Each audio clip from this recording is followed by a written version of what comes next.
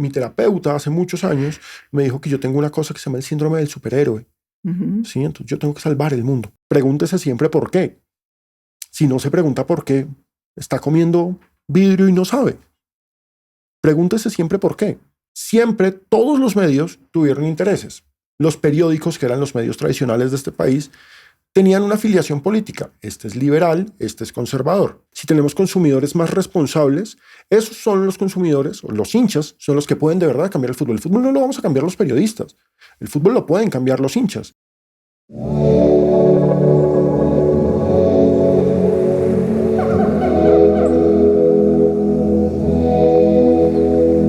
Hay momentos en la vida que te sacuden y otros que te despiertan. Esto es Impactando Vidas, sanando de adentro hacia afuera. Un espacio en el que podrás escuchar mi voz y la voz que reposa en tu interior. El cambio que buscas fuera está esperando que lo descubras dentro. Así que hoy no es un día cualquiera. Hoy es el inicio de algo extraordinario. Soy Catalina Aldana Duque. Bienvenidos.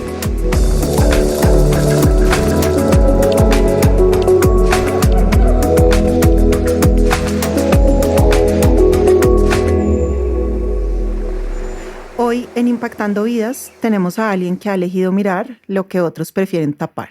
Hay periodistas que narran lo que ocurre y hay otros que se atreven a incomodar con lo que descubren. Alejandro Pino Calad ha construido una voz que no se negocia con su mirada. Director, creador de contenidos, narrador de historias que muchos prefieren no escuchar. Alejandro ha demostrado que el periodismo puede ser carácter, criterio y convicción. Alejo, muchas gracias por estar acá Impactando Vidas. Cata, muchísimas gracias por la invitación y por esa introducción de por Dios. ¿Qué tal? No, demasiado feo. Te la voy a dar. Me la creí. Me la creí. Por 5 segundos no lo creímos. Oh, por Dios, ¿a quién más trajeron? ¿Dónde está? Sí, exacto, para saludar. Alejo, ¿qué recuerdos de tu casa y de las mujeres que te criaron crees que marcaron tu forma de ver la autoridad y las instituciones? Uy, pues a ver, lo que pasa es que mis papás se separaron siendo yo bebé, o sea, pues se casaron siendo yo embarazado.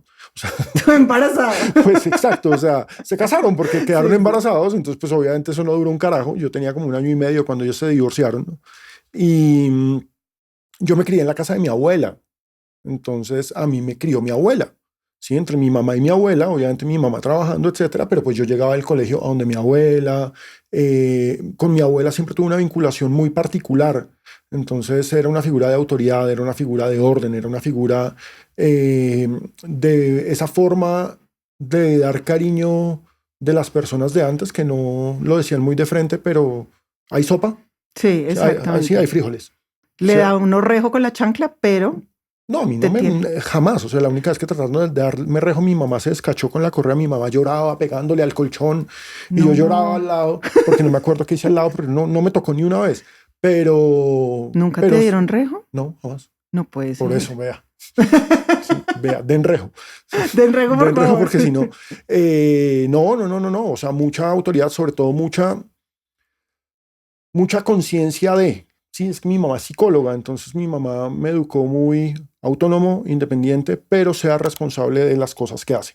Muy, muy, muy responsable. Entonces, y pues la casa de mi abuela era un matriarcado, porque pues solamente mi abuelo se murió cuando yo tenía 10 años y eran solo tías, porque tengo un tío, pero no vivía en Colombia, y solo tías, o sea, todas las hermanas de mi mamá. Entonces yo era el muñeco de mis tías más jóvenes.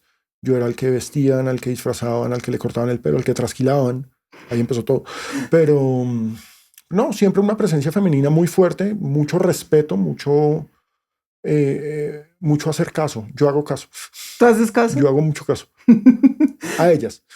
¿Solamente? Sí. Ok. ¿Y qué fue lo que más te... como que ese recuerdo que tú me puedas decir hoy que tengas de todas esas mujeres en tu casa? ¿O que más te haya impactado a ti?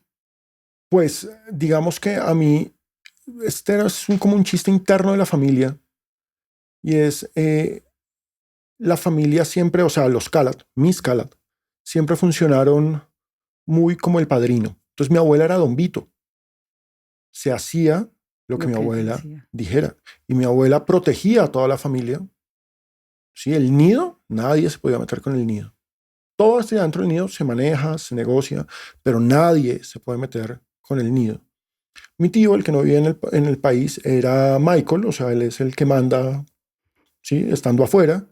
Y yo era el primer hombre después de mi tío, ¿sí? Porque, pues, o sea, yo tengo primos menores, pero es que a mí todos mis tíos me consideran como el hermano menor, porque yo soy el primo mayor, por decirlo de alguna forma. Entonces yo era Sony, o sea, a mí me toca el trabajo sucio, a mí me van a matar al lado de un peaje, o sea, a mí me toca hacer toda la porquería, ¿sí? Pero así, ese era el chiste interno. Entonces, la autoridad perpetua de mi abuela, de si ella dice, se hace, no de, ay, esta señora, no, no, no, no, se hace. Si mi abuela decía, se hace como mi abuela diga, se hace como mi abuela quiere. Y punto. Y no hay posibilidad de dar opinión. No, no, no. Ella sabe más que todos. Ella era el padrino. ¿Y crees que eso se ha perdido un poco, como esa figura de la abuela, que yo creo que antes era así? La abuela siempre era la que mandaba en la casa. Pues más allá de eso, yo creo que se ha perdido mucho una figura de autoridad. O sea, yo obviamente no soy papá, entonces no soy quien para juzgar, pero, Eres papá de perros. pero eso no es lo mismo, ¿sí?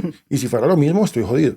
Pero sí siento que, obviamente, con las lógicas nuevas de crianza, o sea, lo que decías ahorita, chancletazo, eso ya es impensado en nuestra generación, y yo soy mayor que tú, obviamente, era normal el chancletazo o el rejo o lo que Sí, fuera. súper normal. Eh, y más allá de eso, que puede estar mal en ojos actuales, y lo entiendo perfectamente, sí siento que se ha perdido mucha autoridad. El niño siempre tiene la razón, o al niño hay que darle gusto. Insisto, yo no soy papá, entonces, pero lo que veo desde afuera es que al niño hay que darle gusto. A mí nunca me dieron gusto, Mm. ¿sí? O sea, esto es lo que hay pan. No, Sí. es que yo quiero sushi. ¿Ah, Sushi. sushi? Sí, Sí, sushi. No, no, cero. ahí hay Arroz pan. con huevo, Sí, mijita. exacto, en la casa hay sopa, tal cual.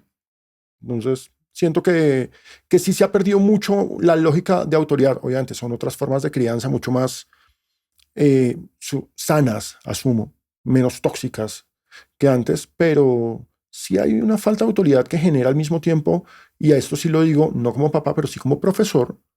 Yo muchos años siendo profesor y siento que es muy injusto lo de la generación de cristal, porque pues es gente pila que hace cosas, etcétera, pero sí tienen baja tolerancia a la frustración, muy baja tolerancia a la frustración. ¿Y por qué crees que eso se da por falta de chancla?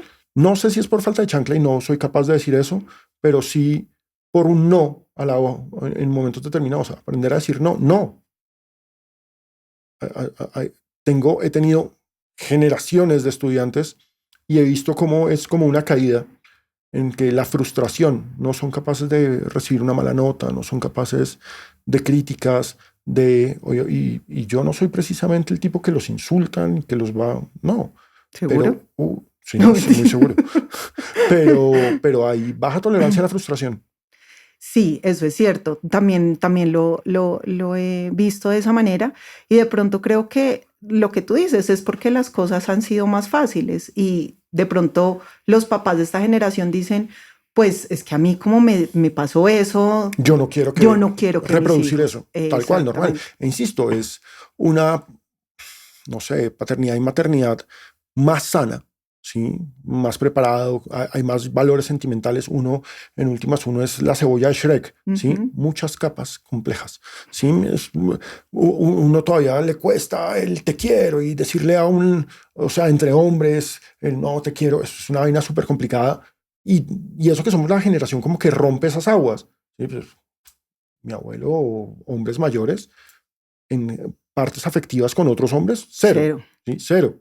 Y uno ve que gente más joven es mucho más afectiva entre hombres sin tantos tabúes, sin tantas pendejadas, pero, o sea, están más sanos afectuosamente, pero al mismo tiempo tienen muchos problemas con la frustración, con Sí. el no. ¿Y cómo crees que eso se pueda minimizar o cómo podríamos ayudar a las personas para que puedan resistir a ese no? Eh, pues yo creo que va desde el comienzo, o sea, cuando uno entiende que hay un no con un por qué, no un no porque sí, porque creo que el no porque sí, porque yo lo digo, también va a generar un efecto de rebeldía. si hay un no argumentado, si hay un no explicado, si hay un no, uno empieza a entender que no lo puede tener todo en la vida y que no, porque pues es que también siento que ahora se está creciendo con tú lo puedes ser todo, tú lo puedes hacer. Y es bonito, es muy bonito vender ese cuento, pero es mentira. ¿Sí? Si tú puedes ser mechudo, yo no puedo ser mechudo. Sí, es mentira. Yo creo que sí, si te operas. El implante. Te pongo pelucas si quieres. Perfecto, perfecto.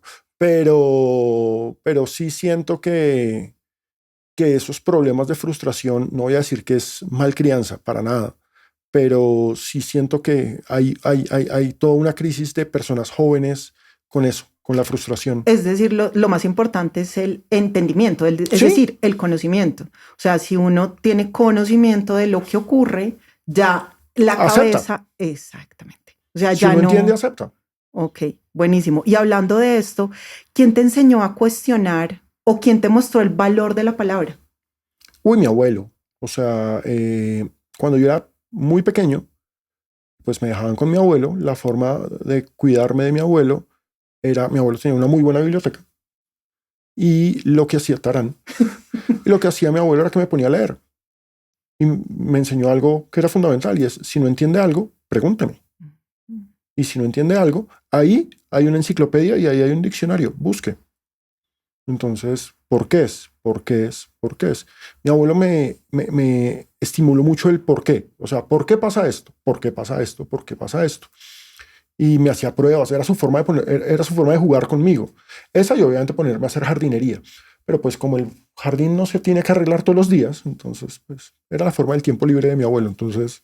¿Y ahí entendiste el valor de la palabra con algo que él te hubiera dicho o simplemente con el ejemplo que él... Con el ejemplo, lea. Y aparte, mi mamá también tuvo mucho que ver con eso. O sea, yo, obviamente uno se acuerda como de los juguetes de infancia y pues yo no voy a decir que no tuve juguetes, obviamente tuve juguetes, pero mi mamá siempre me regaló libros. Sí, desde chiquito mi mamá, mi regalo, y yo era feliz cuando me regalaban libros porque a mí me estimularon desde muy pequeño. Leer es una chimba, qué bueno leer. Entonces a mí me gustaba mucho, mucho, mucho leer. Siento que es un problema de los colegios. O sea, uno lo pone a leer la Ilíada a los 12 años. Pues hombre, sí, eso no se lee a los 12 años. Sí. Pero obviamente no es que me pusieran a leer la Ilíada a los 6, pero mi mamá me regalaba libros de cuentos. Había unos que eran, a mí me parecían una chimba, que era Escoge tu propia aventura. Yo tuve toda la colección de esos libros y eran unos libros en los que tú elegías qué seguía. O sea, muy rayuela, pero para niños. Entonces, estás en un viaje espacial, no sé qué, tienes dos opciones. Si eliges esta opción, ve a la página 23. Si eliges esta opción, ve a la página 54. Entonces, uno jugaba, era un libro que contaba 10, 20 posibles caminos. Entonces, uno se podía leer ese libro 10, 20 veces. Era muy chévere. No, pues es que eso sí me llamó mucho la atención. O sea, quiero leer Rayuela para grandes. Y como yéndonos un poco al periodismo, ¿es posible hacer periodismo crítico sin pagar un precio personal? No. ¿No? No. O sea, en general en Colombia, en general en todas partes, pero en Colombia, y esto es algo que la gente no suele tener en cuenta, la gente cuestiona a los periodistas, pero se le olvida que los periodistas también son empleados. Y al ser empleados, obviamente, tienen que responder a los intereses de la compañía en la que son empleados. Y las compañías de medios se han transformado muchísimo. Siempre todos los medios tuvieron intereses. Los periódicos, que eran los medios tradicionales de este país, tenían una afiliación política. Este es liberal, este es conservador. El Tiempo era liberal, el Espectador era liberal, el Colombiano era conservador. Había uno que se llamaba Vanguardia Liberal, ahora se llama solamente Vanguardia. Entonces había una afiliación política. Entonces, pues, eso ya empezaba a marcar un sesgo de entrada, sino que a la gente se le olvida eso. Cuando los medios pasan a ser parte de grandes corporaciones con intereses económicos, la cosa se complejiza más, ¿sí? Porque entonces RCN pertenece al grupo Ardila, que es el grupo Postobón, que tiene intereses en azúcar, tiene intereses en palma de cera, tiene intereses en Pam, pam, pam, pam, pam. Caracol pertenece al grupo Valorem, que antes era Bavaria, que por supuesto son las cervezas, pero que también tiene unos intereses en pam, pam, pam, pam, pam. El Tiempo pertenece a Ardila Lule, a Luis Carlos Sarmiento Angulo, cuyos intereses son los bancos, no sé qué, ta, ta, ta, ta, ta. Y eso empieza a cooptarte y a generarte la peor de las censuras, que es la autocensura. Y todos los periodistas en Colombia ejercemos autocensura. Todos. Y la autocensura es económica. De una frase de barrio, yo no voy a patear la lonchera. Entonces eso es por un lado. Y por el otro lado, en particular en lo que yo trabajo, que es en deportes, el sistema es aún más cerrado. Porque los intereses del fútbol están atados a intereses económicos, no es solamente la pasión, bla, bla, bla. Están atados a intereses económicos de marcas, a intereses de patrocinadores, a intereses políticos también. Políticos en muchas partes. Y es aún más complejo. Digamos que yo afortunadamente vivo en Bogotá. Es mucho más complejo si uno estuviera en una ciudad por fuera. Y si eso es en deporte, es peor en política, ¿sí? Es peor un periodista que cubre orden público. Está cooptado por violencia, está cooptado por seguridad, está cooptado por los intereses del político que está gobernando en esos momentos la ciudad o la gobernación, por los intereses del grupo armado que tiene intereses en la población. Entonces el periodismo informa, es un ejercicio brutal de informar, pero llega hasta unos puntos, inevitablemente, hasta donde se permite la industria. Por eso es tan chévere ver que en los últimos años han aparecido un montón de medios independientes formados por periodistas que han decidido dar el paso de, bueno, ya no voy a trabajar en un medio, sino que voy a crear yo mi propio medio para contar, que obviamente tienen unos problemas de financiación gigantescos. Entonces hay que buscarse el grant, o sea, hay que buscarse una beca o hay que buscarse el respaldo de la Embajada de Países Bajos o de la Embajada de Noruega o fondos para la libertad de prensa o vaquis. Sí, o vengan, ayúdennos, porque pues si a ustedes les gusta esto que estamos contando, que nadie más se los va a contar, ayúdennos. Eso es lo que hacemos nosotros acá. Exactamente, sí, entonces, y que es la nueva forma de informar, o sea, es la nueva forma de hacer comunicación, porque pues los medios tradicionales cada vez están más cuestionados porque cada vez la gente se está dando cuenta más de todos esos intereses. Es decir, si yo soy un periodista, pongámoslo en términos de fútbol, ningún periodista que trabaje en Caracol Radio va a cuestionar a Millonarios, a la dirigencia de Millonarios. Puede decir que el equipo está jugando mal, pero bueno. Pero no va a entrar a qué está pasando con las contrataciones, dónde está la plata, qué pasa con esta atención a los socios, porque es cuestionar a una empresa que pertenece al grupo empresarial que domina Prisa. ¿Sí? Es decir, en estos momentos Gustavo Serpa es el presidente de Junta de Prisa y es el presidente, el dueño de la empresa máxima accionista de, y todos pertenecen al mismo consorcio, que es el señor del señor Joseph, que se llama Amber. ¿Sí? Entonces, es muy complicado. O sea, si yo trabajo en RCN, no voy a cuestionar a Carolina Ardila y los manejos de las inferiores de Atlético Nacional. Puedo hablar de Nacional, del fútbol de Nacional, informo, pero no voy a hacer un periodismo crítico, que era tu pregunta. ¿Sí? Y yo creo que el periodismo crítico es fundamental para la democracia, es lo que siempre nos dicen, pero para que las cosas mejoren. Si no se critica, no se mejora. Porque no hay autocrítica. Claro. ¿Y tú te has autocensurado? ¡Uy! Muchas veces. O sea, muchas veces por seguridad, muchas veces no tanto por intereses económicos, pero sí por presiones de sé que si digo esto, voy a tener problemas. Sí, voy a tener problemas.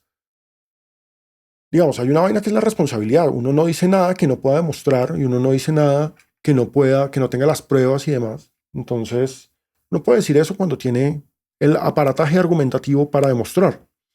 Pero hay vainas que lo van a meter a uno en problemas. Y pues generalmente yo me meto en problemas, yo no tengo problema con eso. Pero sí muchas veces me he autocensurado. Porque, ok, si llego a contar esta vaina, a lo mejor me pasa algo malo. No solo que me quede sin me quedo sin trabajo 1000 veces por contar cosas. A mí me han echado de muchas partes sin justa causa, pero por las cosas que hago, por las cosas que cuento, porque afectan intereses determinados. O sea,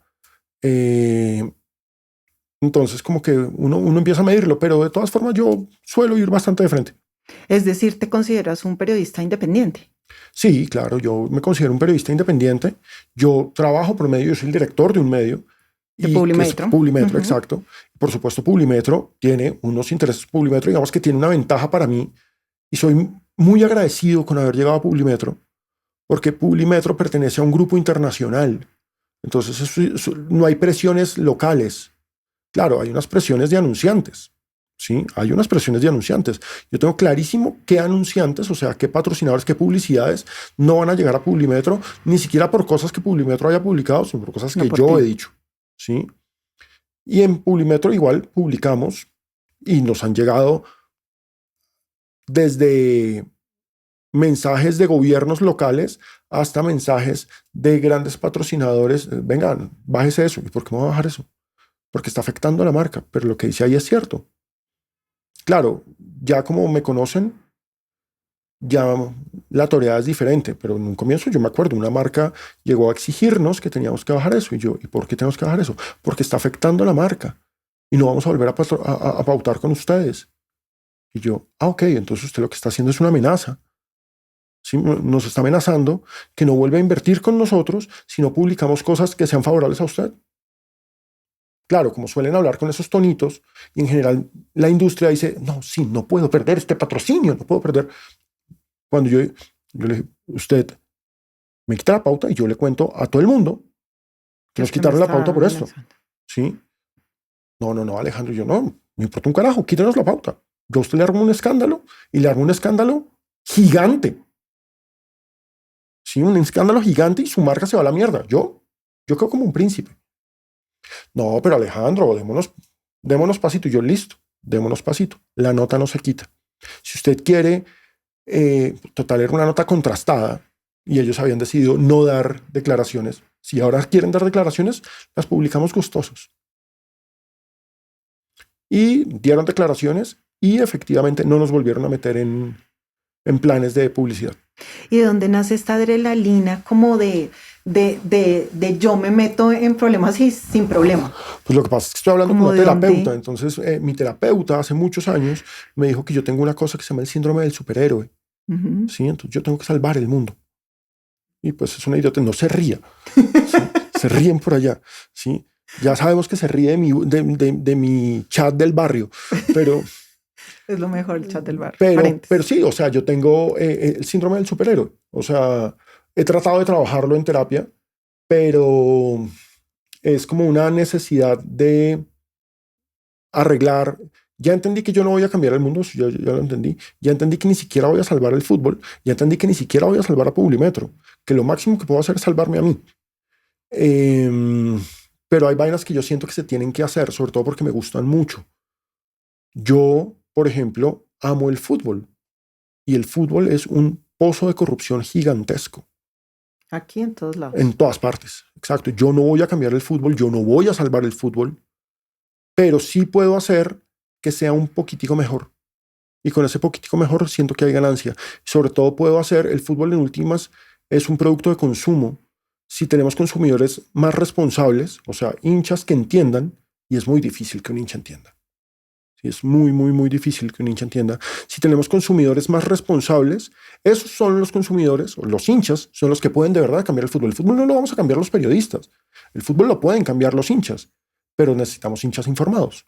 Necesitamos hinchas que entiendan, ¿sí? Que entiendan que está mal que tu equipo tenga dineros ilegales, que entiendan que está mal hacer trampa, que está mal arreglar partidos, que está mal, no, porque es que solo hay que ganar. No, no, no, no, no. O sea, si empezamos a generar ese pequeño cambio, y además acá ya va el síndrome del superhéroe extraño, en algo como el fútbol, podemos generar cambios más macro en la sociedad, ¿sí? No todo vale, no todo vale. Y pues para mí eso es un principio, no todo vale. ¿Y de qué te has salvado tú? ¿O de qué te has intentado salvar tú? De que me peguen un tiro. Dios mío, qué angustia. Sí, no, o sea, que ahí es cuando digo la autocensura. O sea, como que tengo una información y digo, si yo publico esto, a lo mejor me mandan al de la moto, porque me han amenazado. O sea, y lo que pasa es que, ay, sí lo tengo que decir, afortunadamente, yo, como ya me volví público, y como muy poquita gente hace lo que yo hago. Entonces es algo que además yo suelo decirles a los que tratan de intimidarme, es pues, que si a mí me pasa algo, a mis perros les pasa algo, o sea, van a saber que fue usted, o sea, van a saber que fueron ustedes. A mí una vez me tocó decirle a un dirigente del fútbol colombiano, me hace el favor y le dice a todos los demás que me cuiden, porque si no me cuidan, todo el mundo va a saber que fueron ustedes, porque lo único que les da soy yo. Así timbrado, me puteó, perdón. No. Listo, sigue insultándome. Hay uno que me llama a decirme que me va a demandar por difamación y calumnia, que está mamado de todas las cosas que yo digo de él, entonces que me va a sacar hasta el último peso, que sabe que no tengo. Y yo, ok, buenísimo, usted me demanda, nos vamos a un juicio, esto se lo dije, nos vamos a un juicio, y en ese juicio puede que usted trate de demostrar que lo que yo digo es mentira, pero yo puedo demostrar que lo que estoy diciendo es verdad, y aparte de eso, usted va a quedar como un acosador de periodistas. Porque mientras usted me demanda, yo le voy a recordar a todo el país que usted está acosando a un periodista por contar unas cosas que son ciertas. Y nada de lo que yo he dicho es mentira. Pero es que usted es un hijo de puta. Sí, yo soy un hijo de puta. Yo no tengo ningún problema en ser un hijo de puta, pero usted es un abogado de mafiosos. Y eso también es cierto. Y usted tiene vínculos con este, y este, y este, y este, y este. Y tengo los archivos que lo demuestran. Entonces, estoy esperando la demanda todavía. ¿Y de dónde nace? Porque tú ahorita estabas diciendo, yo lo he tratado en terapia, como ese síndrome del salvador, del superhéroe. Ese síndrome del salvador y superhéroe, ¿tú salvaste a tu mamá de algo? No, pero pues mi mamá, doña terapeuta, muy bien, pero mi mamá tuvo un accidente muy grave cuando yo tenía 6 años. Mi mamá tuvo un accidente de tránsito súper grave y mi mamá estuvo 1 año en una cama con un yeso de acá a acá. O sea, mi mamá es un milagro médico. Mi mamá pues ya no camina, pero durante muchos años caminó de milagro. Sí, o sea, quedó viva de milagro, caminó de milagro. Entonces, obviamente eso a mí me afectó en términos de protección. Yo tengo que cuidar, yo tengo que proteger. Además, pues mi mamá soltera, yo hijo único. Entonces yo tengo que cuidar. Y además mi abuela me educó para ser el hombre de la casa. Entonces yo era el hombre de la casa, yo soluciono, o sea, el famoso meme, yo soluciono, yo cuido, yo protejo. Eso obviamente puede ser chévere en relaciones de pareja, pero hay un momento en que ya no es tan chévere, ¿sí? Porque pues es como si no la dejara hacer nada. Entonces obviamente eso también me ha tocado trabajarlo, pero yo tengo esa condición en la que yo cuido lo que quiero, lo cuido mucho. Y ahí, ¿cómo has tratado durante estos años, ya entendiendo como lo que nos ocurre en cierta medida en nuestra vida? ¿Qué has hecho tú para poder modificar ese conocimiento que ya adquiriste porque sabes que eres así por eso? Uy, ha sido durísimo. O sea, esa parte es supremamente complicada porque es un hábito, ¿sí? Entonces abandonar el hábito es muy difícil. El simplemente, por ejemplo, en términos de trabajo, el negarme no, estoy de vacaciones. No, marica, es que me enteré de esto y le tengo estos papeles, le tengo estos documentos de este tuerto, estoy de vacaciones. A mí antes, no, estoy en vacaciones, no importa, vamos a trabajar, a defender el planeta, a defender el fútbol. No, estoy de vacaciones. O sea, decir que no, ponerme horarios, ¿sí? De no, ya después de esto no, aunque pues yo trabajo mucho, o sea, mucho es muchas horas al día. Entonces, ¿cómo poner esos controles para mí? Y por el otro, entender que yo no puedo salvar todo, ¿sí? Puedo ayudar con cosas, porque además yo antes me sentía súper mal, o sea, asumía responsabilidades de cosas que no tenían que ver conmigo, o sea, por ejemplo, en relaciones de pareja, ¿sí? Si la otra persona estaba mal, si estaba triste, no, es que es culpa mía porque yo no puedo hacer que esté feliz. No, si está mal no es culpa mía, ¿sí? Puede que yo tenga algo que ver, seguramente, puede que no, pero yo no puedo hacer nada para sacarla de ahí. Solo ella puede salirse de ahí. Y yo lo que puedo hacer es acompañar. Entonces entender que no es yo estoy acá para cuidarte, para sacarte, para cargarte, para llevarte, sino para acompañarte, aquí estoy. Eso ha sido un trabajo que para mí ha sido muy importante porque antes no me daba cuenta de eso. ¿Y crees que puedes estar puedes tú o todos nosotros, más preocupados del exterior que de lo que pasa dentro de ti? Es decir, como yo voy a salvar al resto, todo lo que tiene que ver afuera de mí, pero ¿y yo? Claro, entonces digamos que ese ha sido un trabajo muy importante, sobre todo desde que me divorcié. Me divorcié hace un año largo. Ya no sé hace cuánto me divorcié, Creo pero que sí, más. sí, más. Exacto, sí, más, muy bien. Sí, como año y medio. Sí, como año y medio más, este año y medio. Eh, es cuidarme, porque yo antes no me cuidaba, porque estaba totalmente enfocado en cuidar a todo el mundo, Ujú, ¿sí? En ujú. cuidar al fútbol, en cuidar a Publimetro, en cuidar a mi ex esposa, en cuidar a mis amigos, en cuidar a todo el mundo.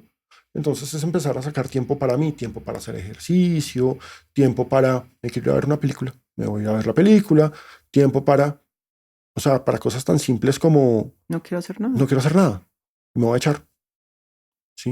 Y me voy a echar a hacer nada. Entonces, digamos que tener perros me ha ayudado un montón en eso, porque antes era la responsabilidad de sacar a los perros, la responsabilidad. Ahora es el placer de me voy con mis perros, camino el monte, estoy 2 horas, me vengo por acá cerca, ahora me voy para el Parque Simón Bolívar, doy vueltas con los perros, ya, oyendo música, relax. Entonces ha sido muy el empezar a cuidarme, o sea, no cuidarlos, no cuidar todo, sino empezar a cuidarme, o sea, yo, por ejemplo, me siento muy feliz porque en muchísimo tiempo, o sea, estoy en, yo sé que sigo estando gordo, pero me siento en el mejor estado físico que he tenido en muchísimo tiempo, porque ahora hago un montón de ejercicio, un montón en comparación a lo que hacía antes. Y para mí eso es muy importante, porque hubo un momento en mi vida en que yo hacía mucho ejercicio y después dejé de hacerlo y me dediqué a trabajar, a hacer, a cuidar, a la responsabilidad. Y Claro, y te entonces, lo digo porque no es, yo entiendo que no es tan fácil uno no estar pendiente de afuera, ¿no? Porque yo siento que si ahorita tú sales de acá y a alguien le están haciendo daño, tú vas a ir a no, claro, yo he ayudar. tenido, O mira, sea, yo terminé una vez en una UPJ porque un man le pegó a una vieja en la calle, ¿sí? Entonces el tipo le levantó y a mí se me saltó y yo fui, le agarré la mano y lo mandé a la mierda. Pues yo soy grande. Y el tipo se paró a pelearme y pues yo le rompí la cara.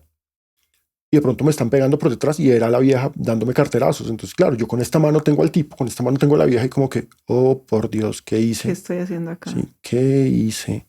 Y claro, pasó la moto de la policía y terminamos En la todos UCI. y ellos dijeron que yo era un marihuanero que había llegado a agredirlos. Sí, que yo era un marihuanero que había llegado a agredirlos. Y no me arrepiento de haberle metido la mano al tipo, pero fue como, ok.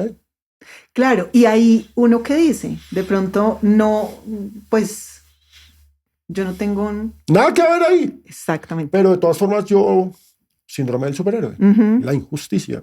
Y entonces tú dices, yo me siento orgulloso por más de que ellos a mí me hayan dicho, por más de que la señora no haya estado de acuerdo. Tal cual. Pero ahí, fíjate que en ese cambio que estás teniendo, sí es importante uno analizar cuando va a hacer algo, porque sí, entiendo que eso es de instinto. Claro. O sea, yo, por ejemplo, si tratan a alguien mal, hablando de eso, yo soy un poco, si tratan a alguien mal, como que lo por debajean Yo o los paro. O sea, cuando ese yo, tipo de cosas pasan enfrente mío, yo los paro. yo me puedo, o sea, me duele, ¿sí me Mm, entiendes? O sea, que digan que alguien o por su raza o por mm. su, de lo que sea, o sea, a mí eso me duele. Entonces yo digo como, tengo que, yo soy igual, o sea, como que tengo que ir, pero últimamente he dicho, bueno, pero, o sea, cálmate un poquito. O sea, Catalina, ¿sí me entiendes? O sea, cálmate porque no puedes estar buscando a quién defender todo el tiempo. Claro, pero digamos, por ejemplo, a mí me pasa y son contextos diferentes. Una cosa es en la calle, que de todas formas en la calle es, hey, un momento, lo que yo no debía haber hecho era a darle en la jeta al tipo, o sea, eso nunca lo debía haber hecho. Pero, pero sí me pasa, por ejemplo, a veces reuniones en la oficina en que hay un tipo que le hace mansplaining a una de las mujeres de la oficina. Yo lo paro, hey, el tonito aquí no. Claro, yo soy el jefe. Pues como yo soy el jefe, uy. Pero hay vainas que no, yo no permito, entonces Y además porque hay que cambiar hábitos, insisto, es decir, es que hay que poner ejemplo. Sí, es que Sí, hay que poner ejemplo. Lo que pasa es que una cosa es poner ejemplo, otra cosa es me paro y le doy en la jeta a alguien. O, exacto. sí, Sí, sí. Y las cosas cambian por uno. O sea, yo creo que exactamente. si uno va a un restaurante pero puede ser el restaurante más play o el restaurante cualquiera, da lo mismo. O sea, uno con los señores, buenas tardes, ¿cómo Claro, está? ¿Cómo le ha ido? porque le va a hablar, yo fui mesero, ¿por qué le vas a hablar Ah, mal a un yo también fui mesero? mesero. Bueno, entonces, muy de superhéroes. Pero entonces, Sí, mal. pero digamos que si uno habla así, entonces las personas que vienen atrás de uno dicen como, buenas tardes también, ¿sí me Sí, entiendes? exacto. De pronto esa sí es la manera en la que uno puede hacer en vez de pegarle un puño al man. Tal ¿Sí me cual. entiendes? O sea, de pronto el no meterse tanto puede ser lo mejor que tú le puedas hacer a los demás. ¿Mm? Ahí te lo dejo como que de pronto podemos pensar los dos, no es solamente para ti. ¿Y cuando descubriste que tu voz iba a chocar con el poder? O sea, ¿cómo tomaste la decisión de mantener esa actitud? A ver, cuando yo comencé a trabajar en periodismo, yo comencé en un periódico que ya no existe, que se llamaba El Diario Deportivo. Y yo proponía cosas extrañas y le agradezco muchísimo a mi jefe del Diario Deportivo, Arturo Pérez, que me dejaba hacer de todo. O sea, yo hice un montón de cosas muy raras. Y resulta que un día yo llegué con una denuncia sobre unas piscinas en Girardot, porque se venían los Juegos Nacionales en Cundinamarca. Y pues todo comenzó como una casualidad. Yo estaba en Girardot y veo unos huecos vueltos y yo, ¿y esto qué es? Y me contó un portero que obviamente no sabía que yo era periodista. No, no, estas son las piscinas. Y yo, ¿y esta obra? No, esto está abandonado, esto no van a hacer nada. Entonces como que, uy, pero si los Juegos Nacionales de Cundinamarca son en 3 meses, ¿cómo así? Entonces, ¿dónde se va a hacer la natación? La natación se terminó haciendo en Bogotá porque obviamente las piscinas nunca estuvieron. Entonces yo me puse a hacer una investigación súper precaria, súper mal hecha, porque yo era chiquito y no sabía hacer bien esas cosas. Y en Pero esa tenías investigación, pasión, que es lo claro, y importante. en esa investigación descubrí que se estaba desviando plata de esas obras. El gobernador era Pablo Ardila. Y cuando yo llegué a publicar eso, ahí sí me dijeron, uy, no, porque Pablo Ardila era el heredero de la familia Ardila. La familia Ardila era la dueña del diario El Espacio. Y El Espacio era el rey de distribución en las calles. No como ahora que la gente no compra periódicos, en ese entonces la gente compraba periódicos en la calle. Y el que mandaba la distribución era El Espacio. Entonces nos dijeron, El Espacio nos hace la guerra. Ahí fue cuando empecé a entender la censura. Si El Espacio nos llega a hacer la guerra al diario deportivo y nos acaba. ¿Sí? Nos morimos. Nosotros somos muy chiquitos y nuestra distribución depende de la calle. No había suscripciones, nadie tenía suscripción. Si acaso Nicolás tenía suscripción al diario deportivo y ni siquiera creo. ¿Sí? Eh, y fue como, uy, y yo quedé súper frustrado de miércoles, pero esto se tiene que saber. Entonces yo le mandé esto a Daniel Samper Pisano, con el que yo tenía una relación epistolar. Ni siquiera nos conocíamos en persona. Y le conté, pasó esto, yo creo que usted le puede dar mejor salida. Efectivamente, él se la pasó a la unidad investigativa del tiempo. La unidad investigativa del tiempo obviamente cogió lo que yo tenía, le pareció un asquito porque era malísimo, pero hice una investigación súper profunda y claro, una cosa era meterse con el diario deportivo, con el tiempo no. Y el tiempo, la unidad investigativa del tiempo publicó una investigación buenísima sobre la corrupción en la administración de Pablo Ardila. Y Pablo Ardila terminó cayéndose y terminó preso. Y ahí fue cuando yo dije, esta mierda sí sirve. O sea, el periodismo sí sirve. O sea, uno puede lograr que pasen cosas. Desde una investigación mal hecha, simple, puede abrir la puerta para algo muchísimo más grande. Y ahí fue cuando dije, hay que seguir haciendo esto. Tengo que seguir salvando. Tal cual, superhéroe. ¿Y crees que tu postura es consecuencia de una convención ética o de la formación académica o de No, creo que algo por íntimo? supuesto hay un juego de valores súper importante desde la familia, desde la casa, pero también tiene que ver mucho con la educación, tiene que ver mucho con la forma en la que yo construí mi manera de ver el mundo. Yo, digamos que yo soy muy nerd y yo académicamente, yo soy maestro en estudios culturales, entonces yo tengo una visión muy crítica de todo. Eh, sí es muy teoría crítica, pero en estudios culturales no creemos tanto en la teoría, sino en la aplicación en la realidad de esas vainas críticas. ¿Sí? O sea, los estudios culturales, y esta frase no es mía, es de Stuart Hall, los estudios culturales no van a curar el SIDA, ¿sí? Pero pueden hacer que la sociedad se transforme para empezar a entender que hay gente que padece esto y que puede ser parte de la sociedad y necesita ayuda, etcétera, y no simplemente rechazarlos y demás.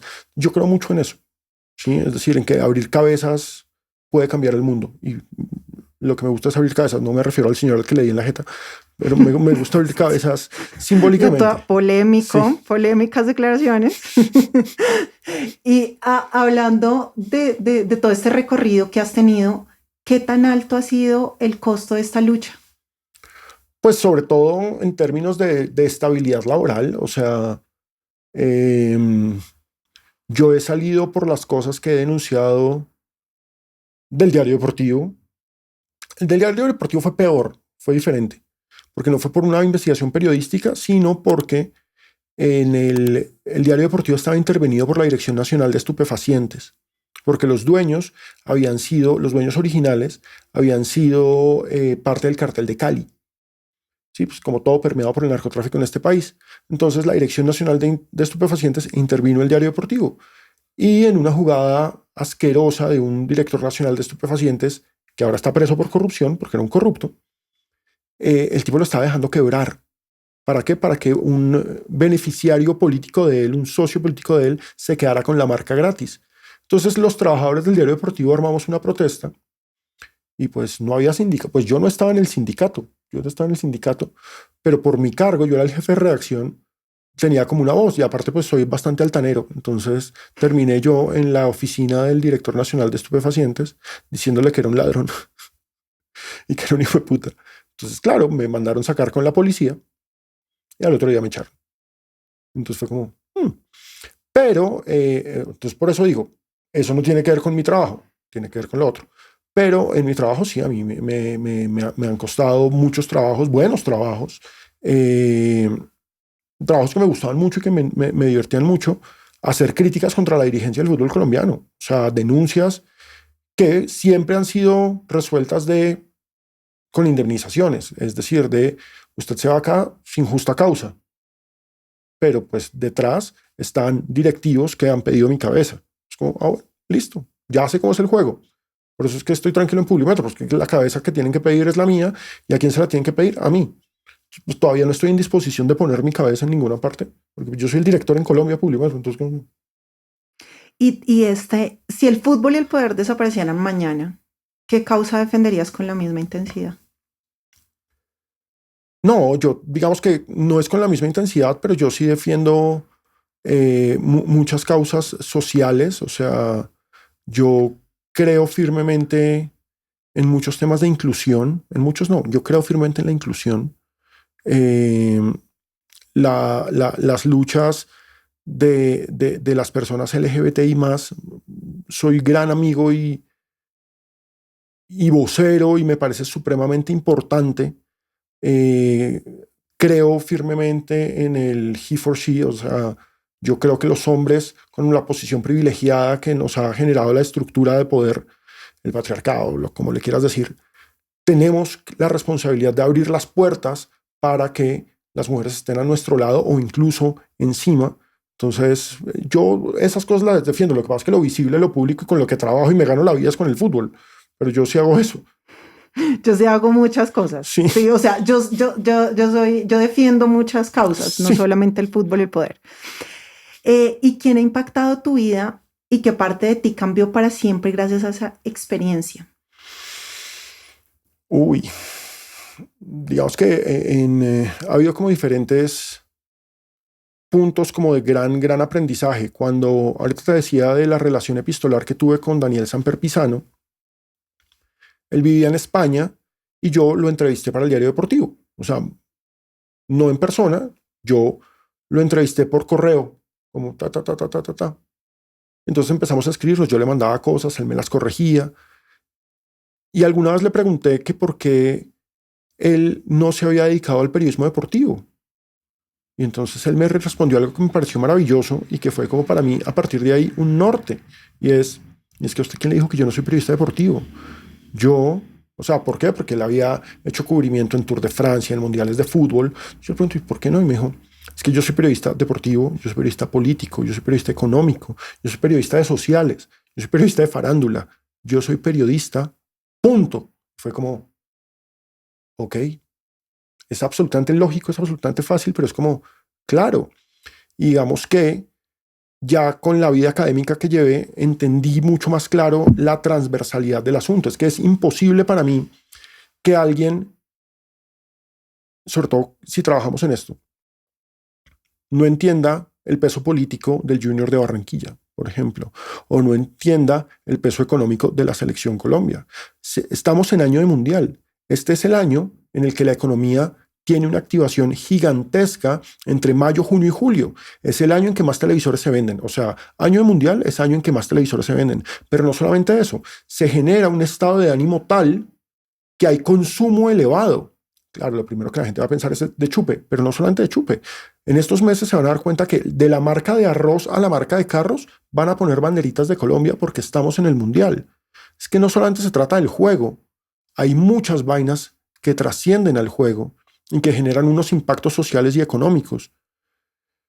Y eso lo aprendí, digamos, el primer paso fue Daniel, pero eso lo aprendí en mi carrera, en estudios culturales, en mi maestría. Entendí la transversalidad de todo. O sea, es absolutamente fundamental. Y aparte, digamos que de eso yo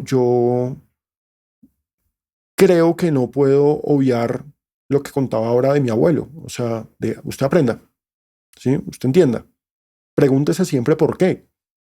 Si no se pregunta por qué, está comiendo vidrio y no sabe. Pregúntese siempre por qué. Es decir, entonces te denominas como periodista. Sí, punto. Yo soy periodista. Trabajo en deportes, pero yo soy periodista. Ok. ¿Cómo titularías este episodio del día de hoy? No sé, un momento.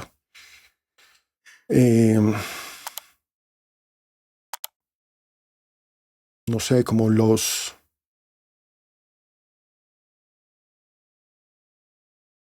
problemas del síndrome de superhéroe. Bueno, me gusta mucho. Alejo, muchísimas gracias porque hoy entendimos que la verdad no siempre es cómoda, que pensar diferente exige carácter, que opinar con criterio requiere responsabilidad.